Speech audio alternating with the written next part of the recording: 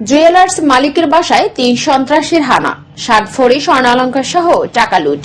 মোহাম্মদ মাসুদ রানা পটুয়াখালী জেলা প্রতিনিধি জানায়, পটুয়াখালী কলাপাড়ার পৌর শহরের ঐশী জুয়েলার্সের মালিক মহাদেব কর্মকারের চিঙ্গুরিয়া মহল্লার বাসা লন্ডন ভিলায় শনিবার সন্ধ্যা রাত 8টার দিকে 3 সন্ত্রাসী হানা দিয়েছে।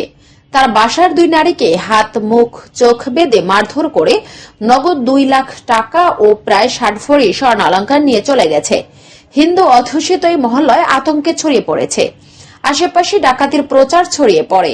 বাসার লোকজন জানান, বাসা ভাড়া নেওয়ার কথা বলে 3 জন তরুণ যুবক দরজায় নক করে।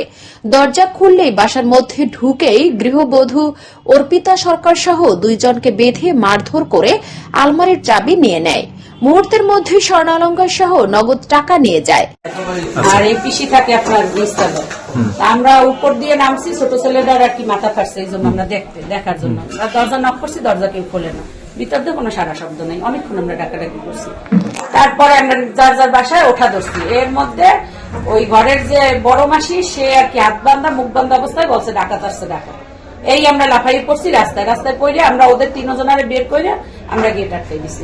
মাত্র 10-15 মিনিটের মধ্যে তরুণ গ্যাং সন্ত্রাসীরা লুটপাট করে বাসার পেছনের দরজা খুলে পালিয়ে যায়। অর্পিতা সরকার জানান, আচমকা তাকে লাথি কিল ঘুষে মারতে থাকে, চোখ মুখ হাত বেঁধে ফেলে। একইভাবে তার খালা শাশুড়ি শেফালি কর্মকারকে জিম্মি করে ফেলে। আলমারির চাবি নিয়ে স্বর্ণালংকার ও টাকা লুটে নেয়।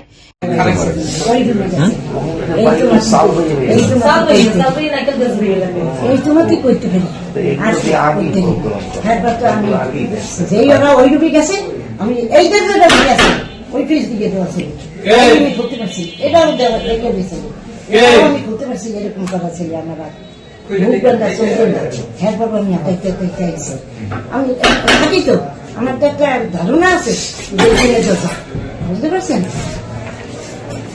আপনার হাত পা বান্ধে ফেলাইছে সব আপনার? 3 জনে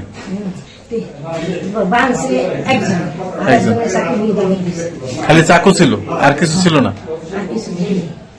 এ সময় বাড়ির এক ভাড়াটিয়া অনিমা রানীর সামনের দরজায় নক করলে 3 লুটেরা পেছনের দরজা দিয়ে দ্রুত সটকে পড়ে।